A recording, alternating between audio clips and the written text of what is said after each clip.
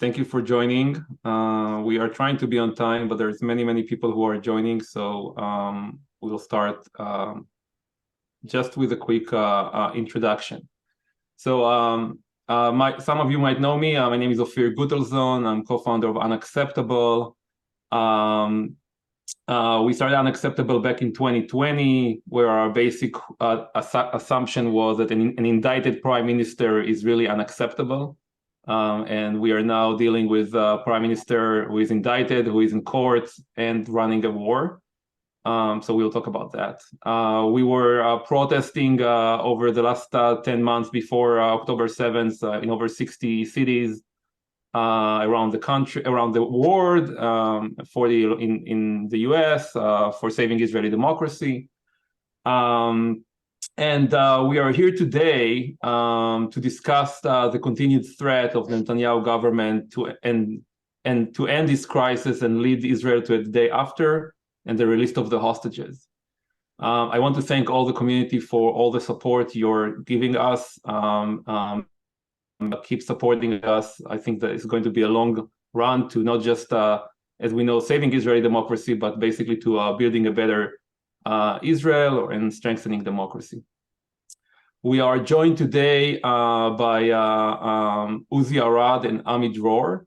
Uzi Arad is a professor of government at the IDC in the Lauder School of Government Diplomacy and a former national security advisor to Israel's Prime Minister Netanyahu and the head of the Israeli National Security Council.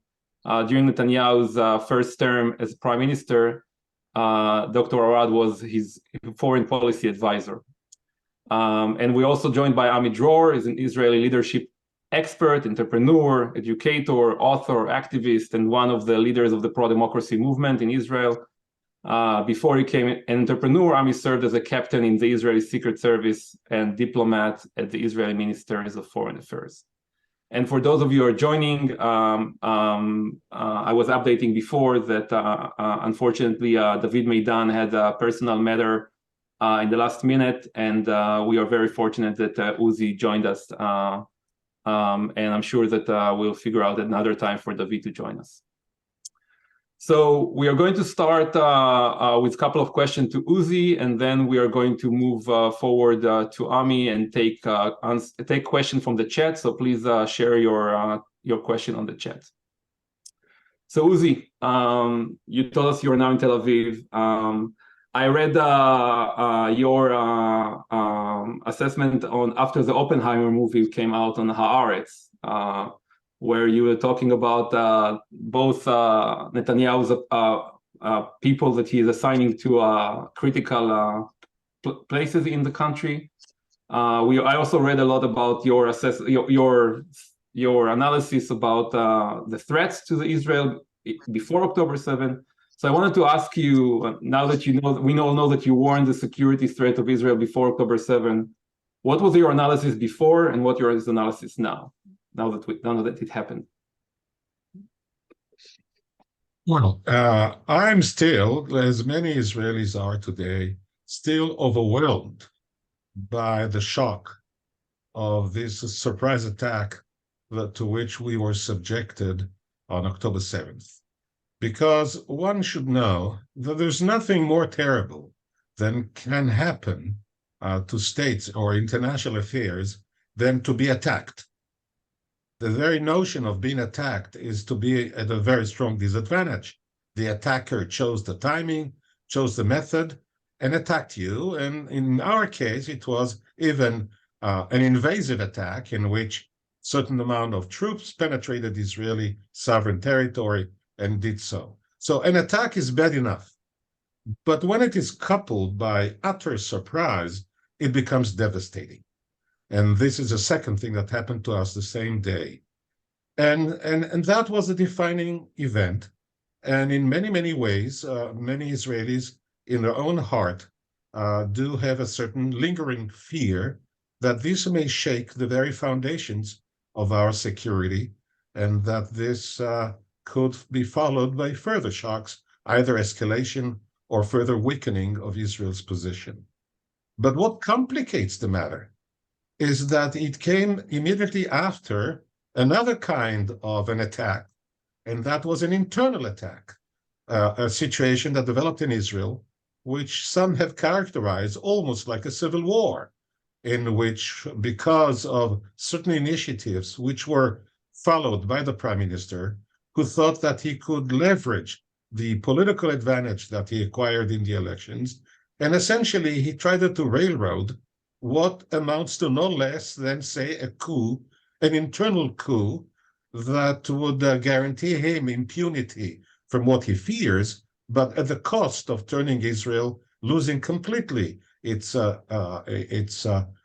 democratic attributes, shaking the foundations of the institutions that underlie Israeli democracy, and that came as a major shock to many Israelis. Now, the dual shocks, one after the other, and mind you, the civil war that we have entered into is now only in a condition of suspended animation. It is awaiting until whatever is resolved, and then it will burst into the open again. So we are in a very, very profound, threatening condition. But then, much to my regret, it is some of it is much to the flaw of our leaders and the political class, and the man that I served as advisor to whom I was close, whom I liked in so many ways because he can be likable, but he is the responsible for this major crisis. He may enter into our history as perhaps the worst prime minister we ever had, because he bears direct responsibility for the coup that he subjected the country to, and he bears much responsibility for the policy failures, including the governmental failures that have led and preceded the foreign attack. So there you have, we are still being led, as you hinted to. The war is managed by the same men who, in so many ways, brought about this calamity.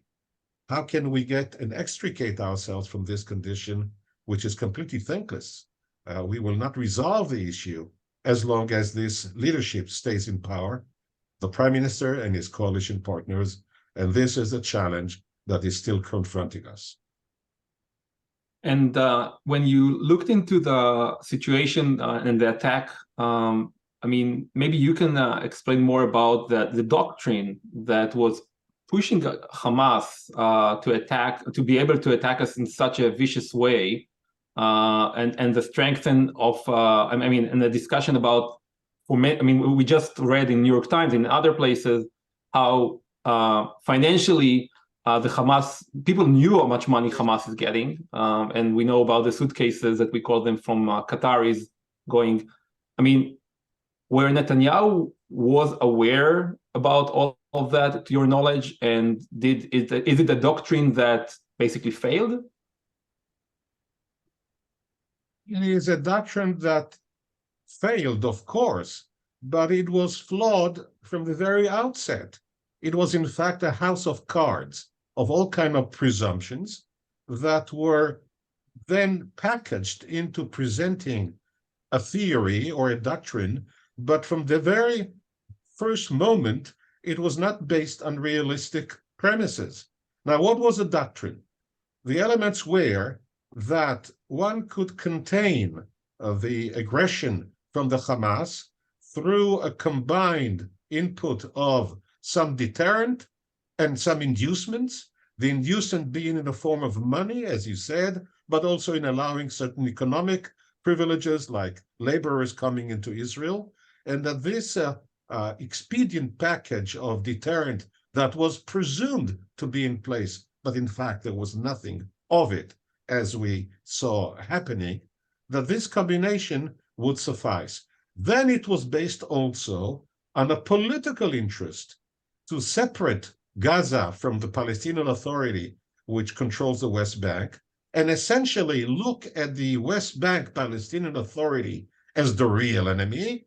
And in order to weaken that, which, of course, for the reasons because of the policies pursued, which was not the one that Netanyahu's coalition partners wanted, in order to weaken the Palestinian Authority, there was a kind of a cooperation with the Hamas. Now, the cooperation in the first place, the doctrine was not a valid one. And secondly, it suffered from another failure, which is of the very first categorical imperative, which is know your enemy. And it was based on a completely misunderstanding of the nature of Hamas. Hamas at no point had any inkling into going to a deal with Israel. It is an extreme Islamic terrorist organization. It has chosen the method. It has very little respect for a population, be it Palestinian or Israeli. It is maximalist in its demands. It calls for the destruction of Israel, and it believes, by the way, it still believes that this would be Israel's ultimate prospects. And there was no point to assume that it would turn away from the use of continuous aggressive methods just because we are giving it some incentives. Quite the contrary. It deceived us, and we became easy prey to this deception. But Netanyahu is the one who embraced that, who lionized that approach, and which, as I say, from the very first day was not sustainable. And nothing is more disastrous than a failed or a false doctrine, which is unrealistic and colored essentially by political interest and politicized approach, and not by realism, and then by failure to know the enemy's real intentions, including the intentions that led to this vicious attack.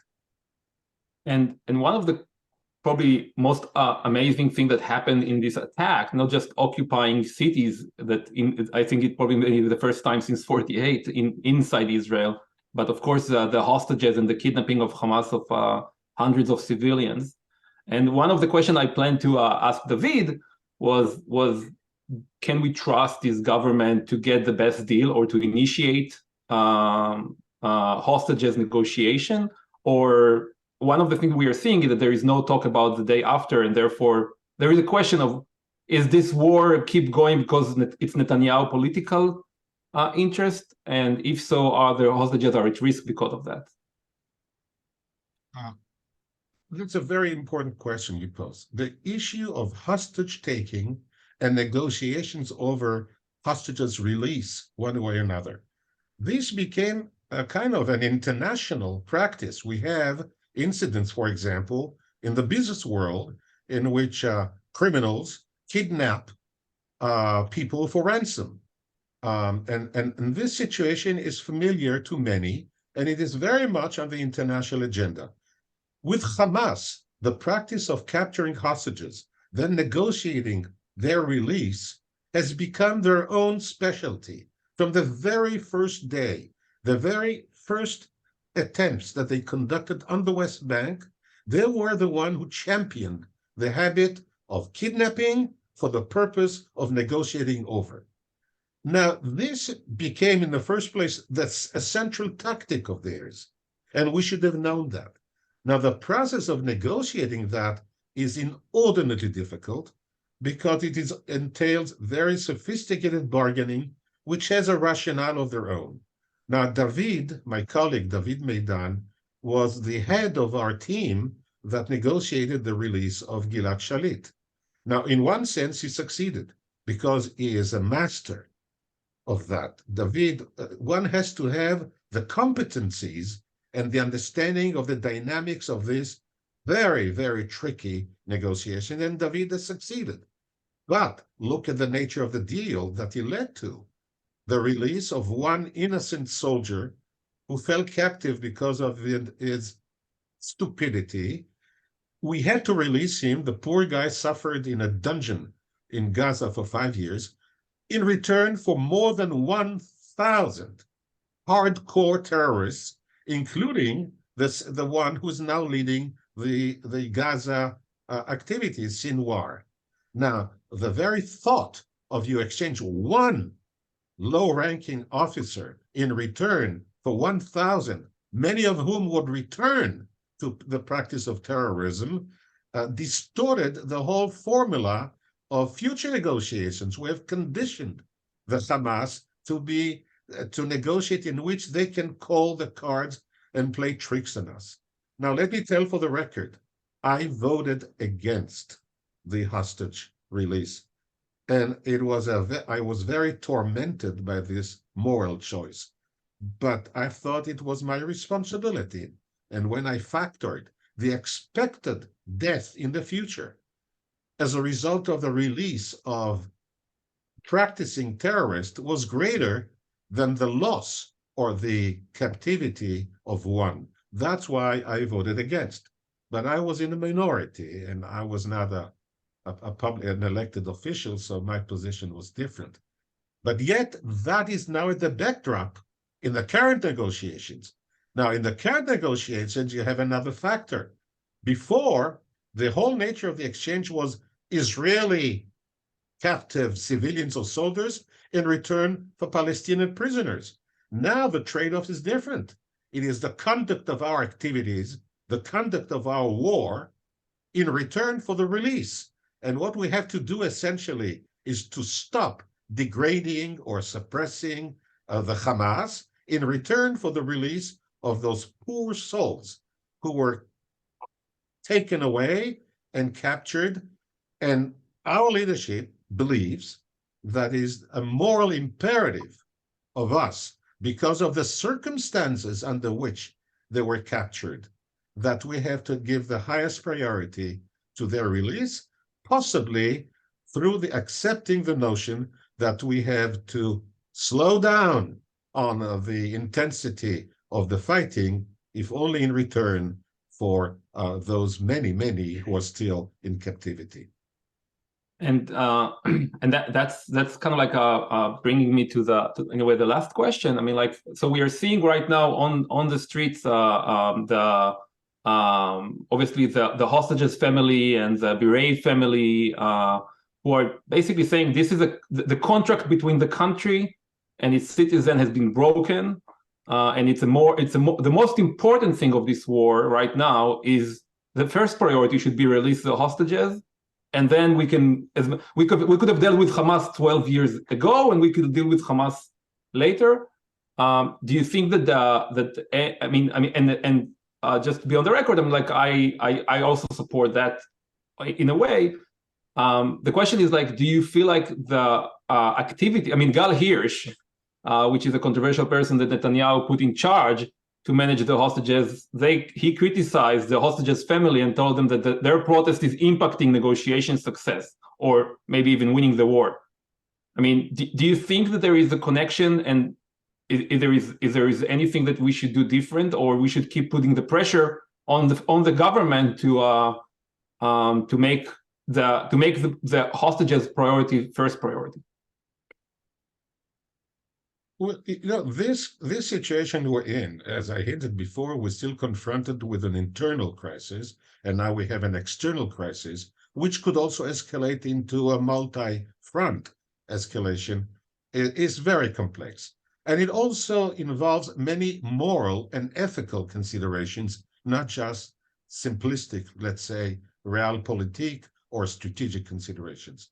Some of the moral consideration is indeed the obligation we face toward those people. People do believe that, yes, we do that. But the way this condition is raised is politicized. Sometimes you have the feeling that it is done also in order to create difficulties within the coalition partners into prioritizing. So, and this brings me to the other moral considerations, which is, for example, how legitimate it is that the prime minister, who bears the immense responsibility for this major failure, his policies, for him to remain in office and have moral authority to command the campaign. And then you asked, is it possible that he has an interest in prolonging the fighting in order to stay in power for as long as there is a war going on? The very question hints at the immoral position. Can we tolerate the thought that the leader is subjecting the conduct of the war to his personal political expediency? is incredible. What he should do, and he should have done, is ignore completely any personal interest about his own survivability, just as the many young men who are now fighting in the front, risking their lives, sacrificing, in a sense, their own survivability, physical survivability, for the national security, and doing that with immense heroism. That is the model.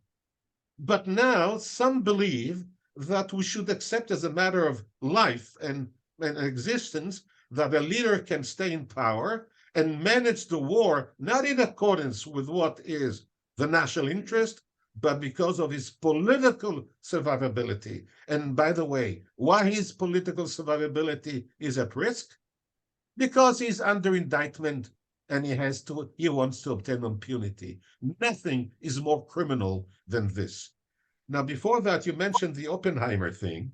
Oppenheimer, upon seeing the movie, you could not be impressed that the guy succeeded in the course of 3 years to get from a formula on the blackboard to a completion of a device and then a bomb.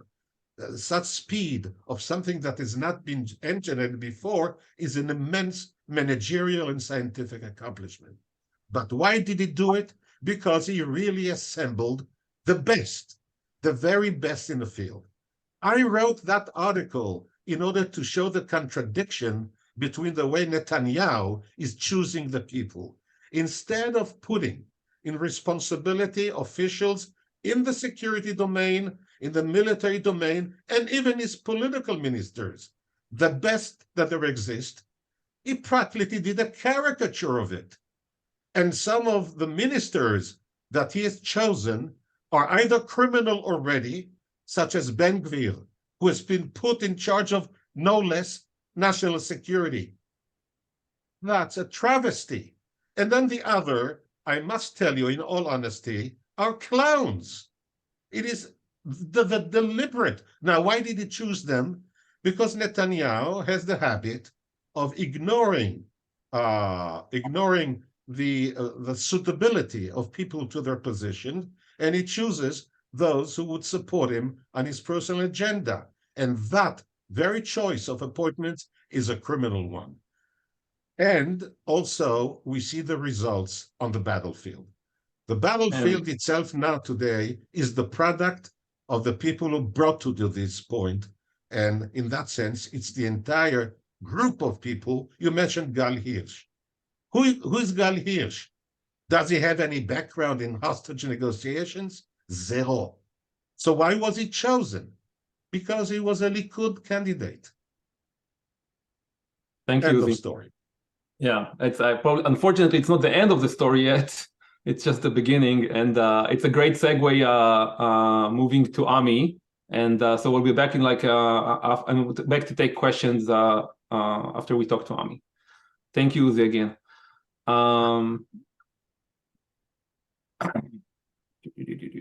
Guy, can you help me with bringing Ami to the forward? Thank you.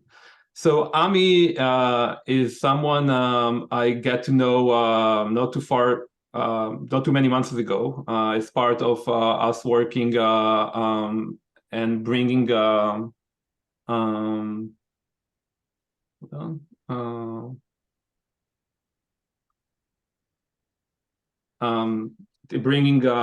to bring a new for saving Israeli democracy.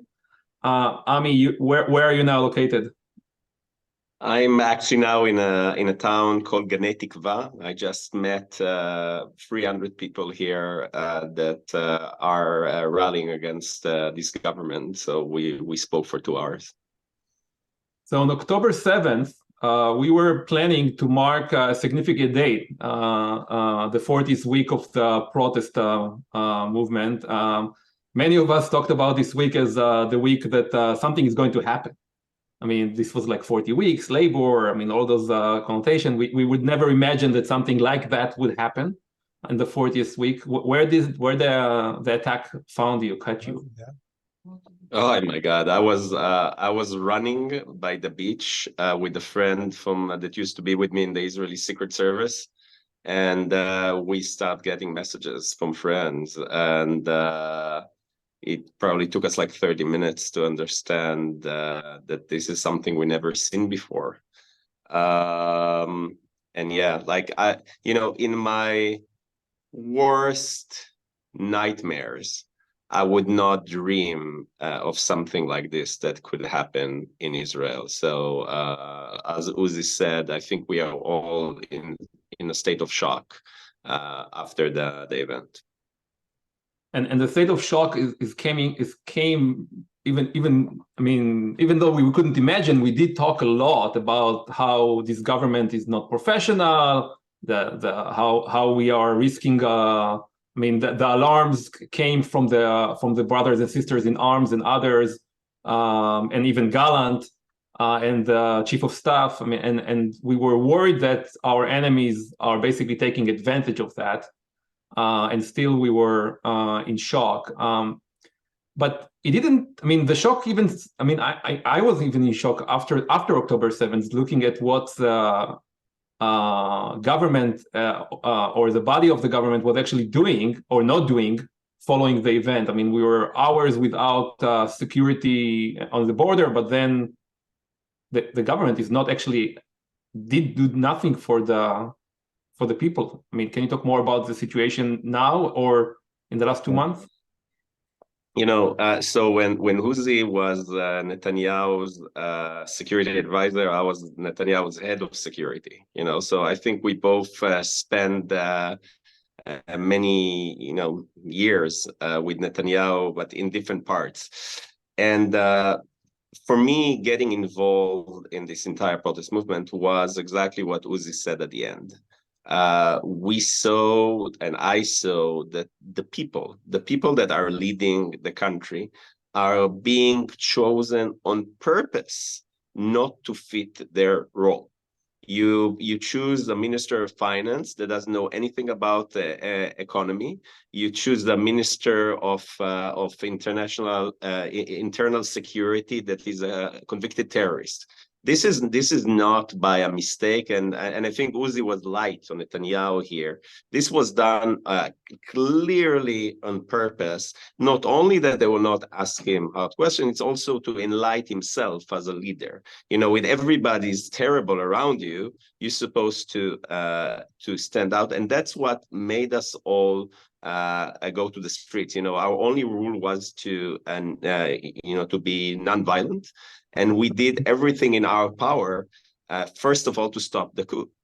And we did. If you look at the initial plan of the government, it was 95% of it was stopped, but the price was terrible, almost at the level of a civil war, which was clearly also used by our enemies. And and for us, I insist of staying optimistic even now. I know it sounds strange, and I just told it to the people here upstairs.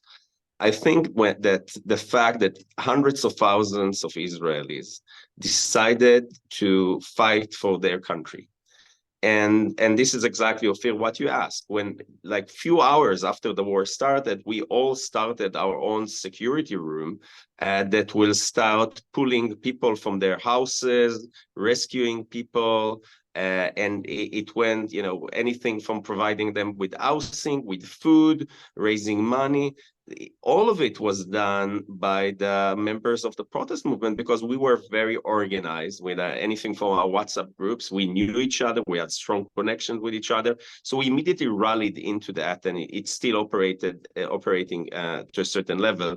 And it is the same thing. It's when a citizen decides to be an activist.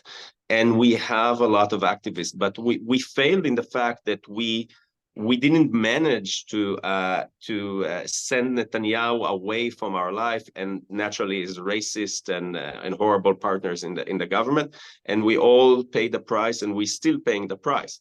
And right now, everything we are doing should be to make sure that this time, the current phase in which we are, that on one hand we have our soldiers fighting, risking their life, paying for their life with their lives for saving the country, and on the other hand, our leadership is 100% focused on their personal survival. This period of time need to be as short as possible because we are paying with blood.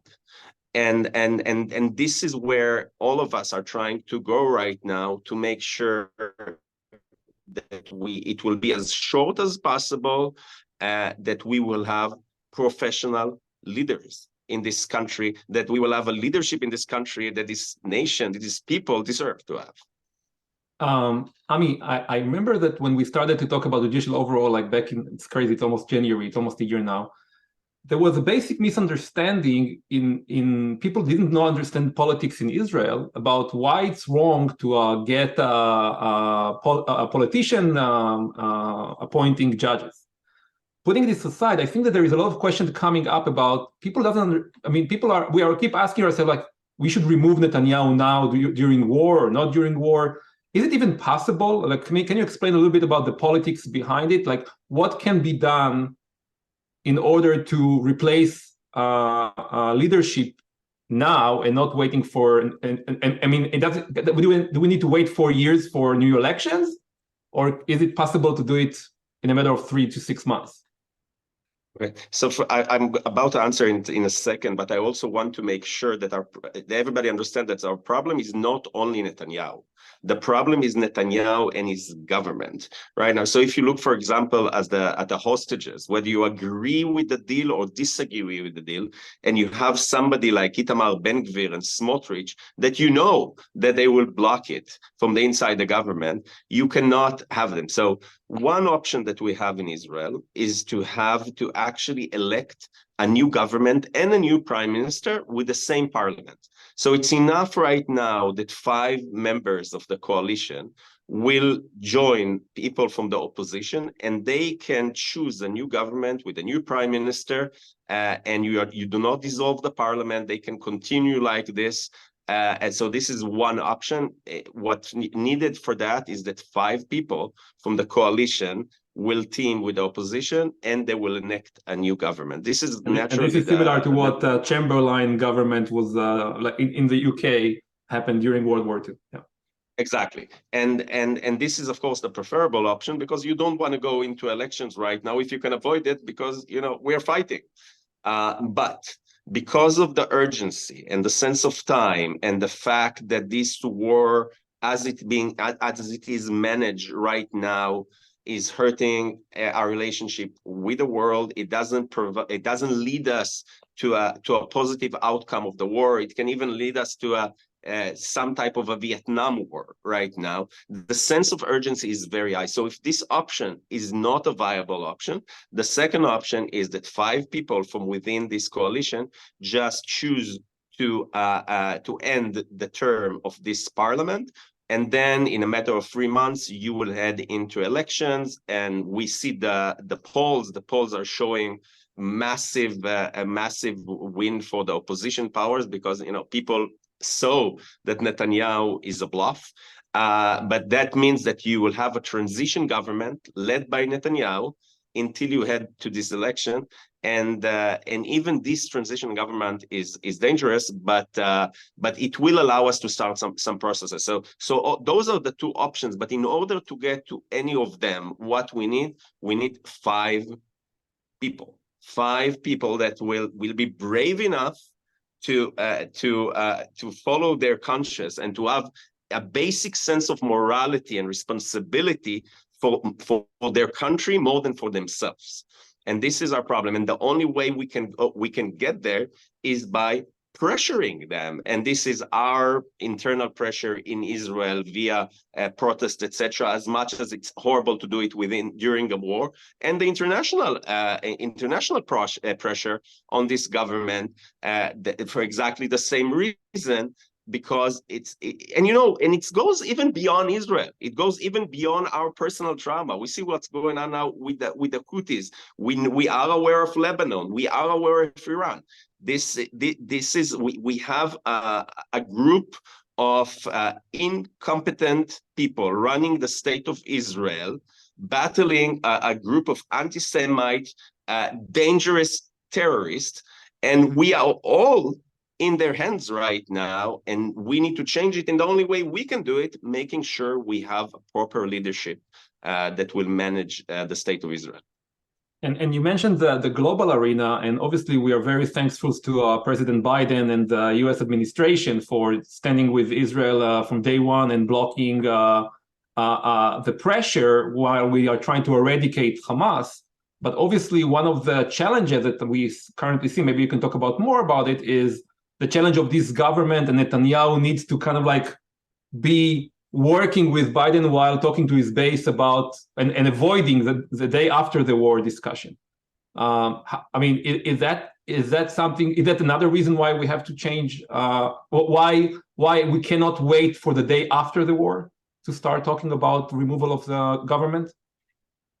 For sure, you know, the moves that President Biden did on the first days of the war, it was unbelievable the way President Biden and his administration reacted to the situation while the leadership of Israel didn't do anything from sending troops to the region and making the right statement, making sure Iran and Lebanon understand the situation and trying to stay out of it.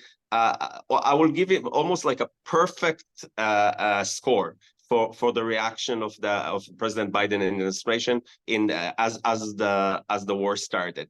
And what President Biden and the American administration, and to be honest, almost every power around the world is saying, we want you to fight Hamas in every possible way. This is the interest of Saudi Arabia, of Jordan, of the Emiratis, of Egypt. They all want us. They all fear this type of fundamentalism. So they all want to, I will not say eradicate, because you cannot eradicate a thought, but to do everything in order to limit. But you cannot do it only with the stick. You need a carrot. You need a Marshall Plan.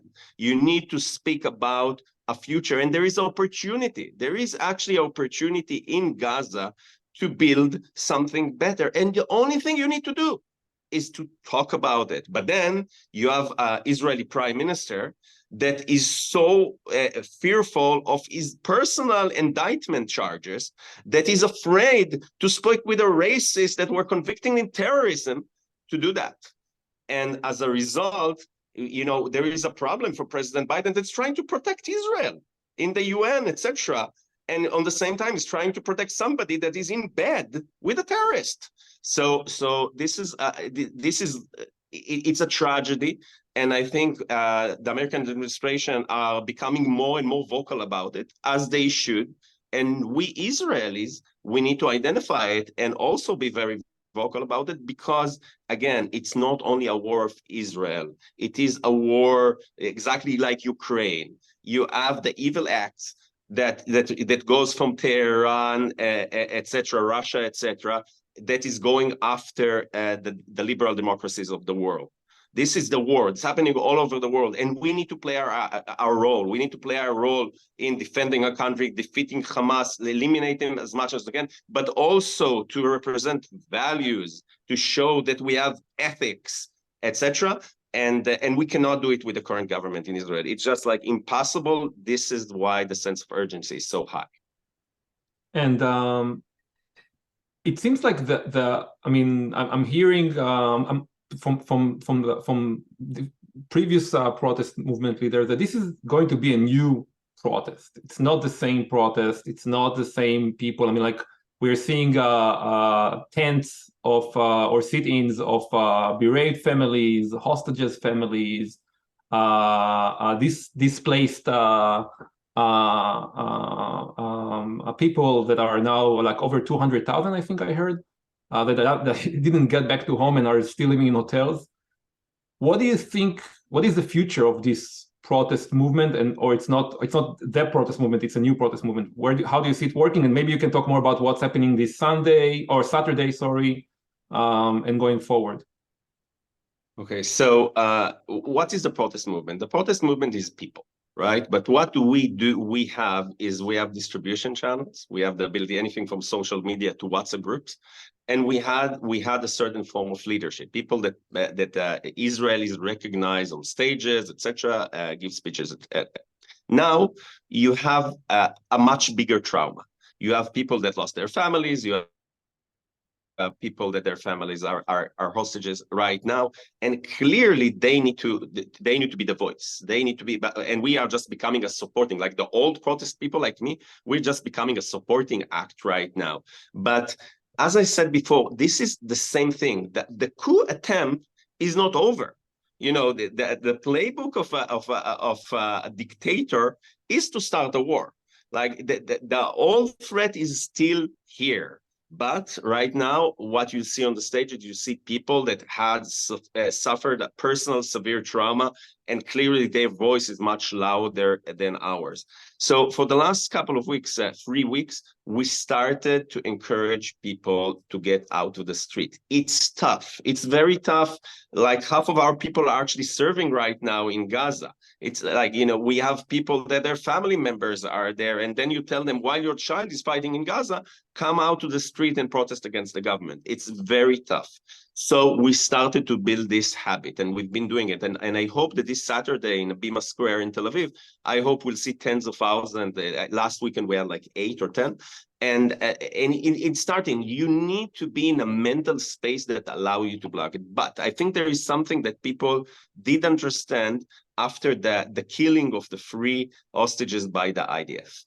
At a certain moment in time, people understood, okay, we need to take action because we're running out of time. I see the way people are kind of waking up now in our groups, etc. And I think we'll see a massive amount of people coming up. We need it. We need it and as soon as possible. And we're trying together. The people are the same people. Those are the same activists that now, you know, the people that are fighting, the reserve soldiers that are fighting in Gaza, they are activists. They are risking their life. The people that block the highways, the same thing. they are activists. Those are people that are willing to put anything they have for their country. And then it doesn't really doesn't really matter how you form it. And then you have the general public that support in many ways, and eventually we need also to vote in the elections. But now the point is to do it now. We are running out of time. Every day that passes, that some people are passive in their houses, increases the risk for the hostages and increases the risk for the soldiers. You will see some of the leaders of the protest movement that are still being very, I don't want to say passive, because they are helping all the time in any possible way. And you see some people that are calling for protest and rallies, etc.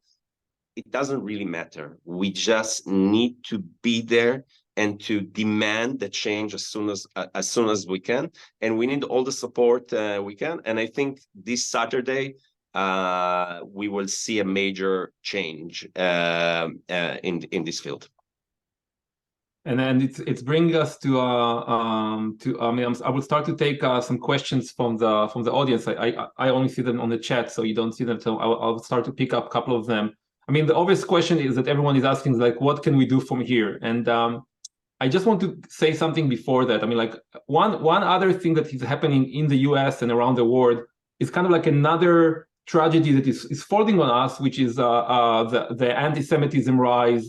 And we are in a situation that we are saying like we might be teamed up with the wrong people if we raise our voice. So I wanted to take it into consideration, Ami, when you are answering what can we do from here. And do you really think that what's happening in Israel is actually influencing us here, and that's why we need to join? So I think the global effort of UnXeptable and others in making that the world will see the situation with the hostages was and is critical. You know, the concept of bring them home now is essential, because we cannot get used to the fact that we have 130 Israelis that are right now locked in Gaza, and every person around the world needs to do it, and you are in the world. So your job is to make sure that that the world knows, and every form of way that you can influence diplomats, leadership, governments, senators, anybody that you can influence them, it's critical, because it's really important to apply this pressure that later goes into action.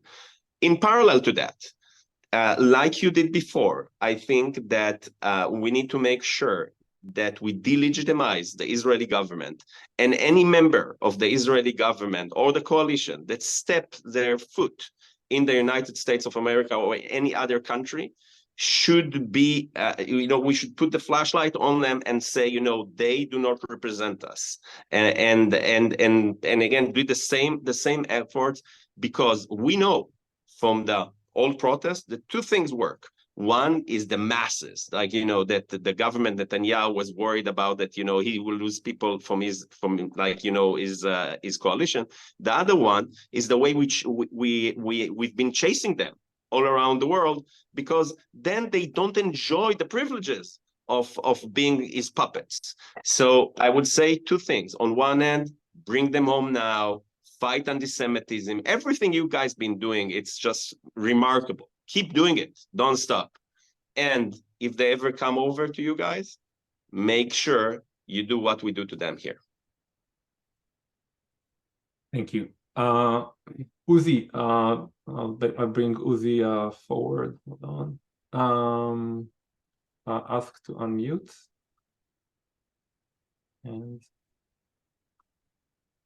okay, all the three of us are here now. So feel free to jump and answer any of the question. I'll start to pick them up.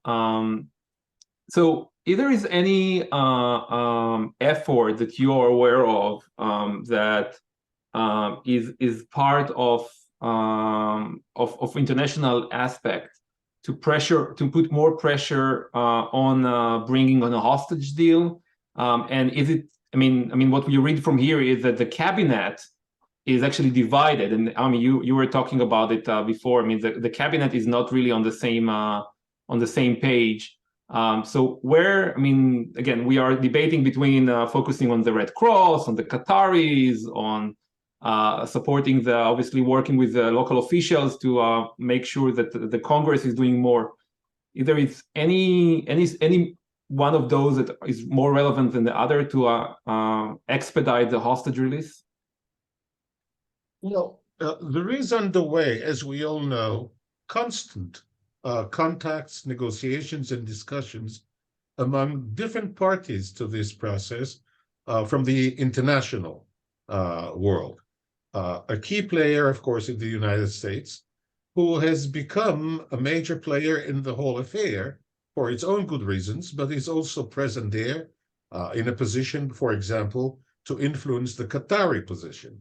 But also you have the Egyptians, you have our envoys, you have the United States, you have many involved in this, and there is not only one level in which there are contacts. There may be various levels, each one projecting under the other. Some of it is still clandestine, some of it is better known, but it is clearly underway. The latest that we heard was that the Hamas was saying that it is not open to this kind of a grand exchange of the formula that had been proposed. But this could very well be a position of tough bargaining, as they are very capable of. Now, if I were to say a bottom line, the mood now is that we are not about to hear a very quick resolution of the impasse, and it may take more time because the negotiations are very complicated and the tactics of the parties differ. But nobody is giving up on that for us, because we still want to obtain the release of our people.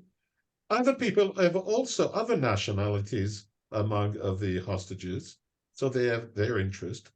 But also because it has become a factor into an act that is expected of us, and that is to put an end to our high-intensity offensive. And there are many parties who have an interest in bringing that kind of a truce or a ceasefire or reducing the intensity in order that the conflict does not escalate, because the risk of escalation elsewhere exists. So that is why I believe that effort will be pursued with or without the pressure that is coming from Israeli society, which is another kind of pressure. And that will remain a staple on the agenda. No quick solution, but there could be some down the road. Ami, do you want to add anything on that? No, I think you got the answer from the expert. I mean, what kind of, I mean, like we're seeing, there is a question to you about we're seeing violence of settlers in the West Bank. We're seeing other activities of officials talking about atom bombs. I mean, is that something that is kind of like again raising it on Gaza? I mean, reporters talking about we should have killed 100,000 of them in the first day.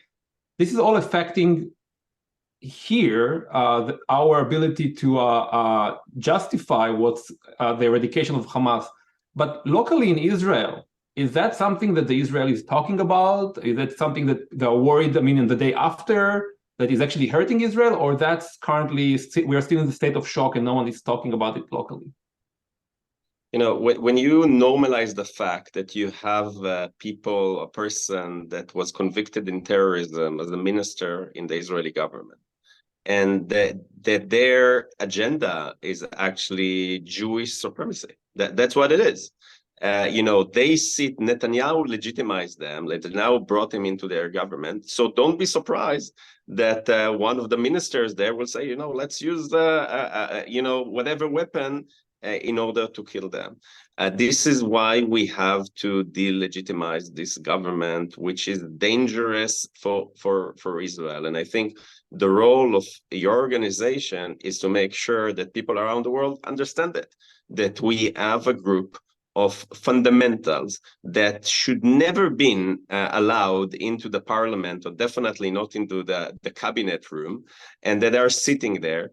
And they are a small minority in Israel, and the only reason why they are there is in order to allow Netanyahu, you know, to avoid jail.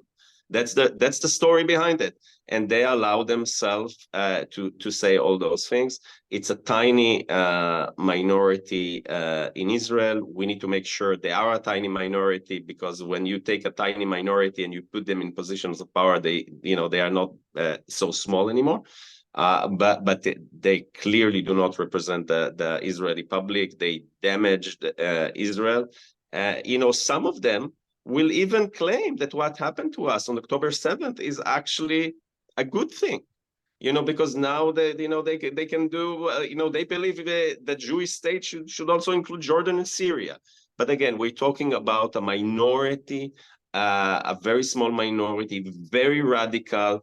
And in normal terms, we will not even talk about them because they will not be allowed into the parliament. The only reason we are talking about them is this, because Netanyahu brought them into the holy of the holiest for his personal agenda, and we need to make sure we kick them out and we keep them out. Uzi, anything to add on that? Look, it is highly irresponsible and reckless to speak in terms like the one who said that one should use an atom bomb. This is ridiculous. I mean, those people who live in California could talk to some people in Livermore who would tell them how ridiculous that notion is. And I do not want to belabor this. But what this implies is, remember, atom bombs cause massive civilian casualties.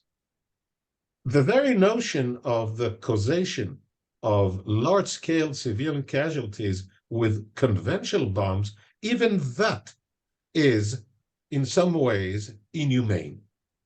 And that is why we have been not trying to follow the rules of international law into what is permissible and not permissible.